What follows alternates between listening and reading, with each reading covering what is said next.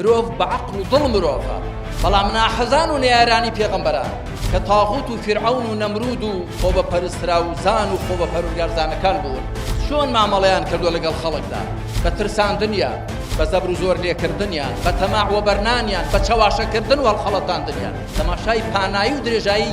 جیهانی ئێستا بکەن هەموو ئەوانەی کە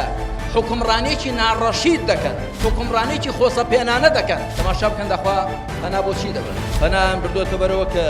دەسەڵاتی سیاسی بۆ خان قۆڕخ بکەن بە تەزویر و فرتوفێڵە بە حکمی بنەماڵەی و میراتیە یا بە کودەتای عەسکەریە گرنگەوەی دەسەڵاتی سیاسی لە دەستی خۆیاندا قۆڕخ بکەن فیرعەون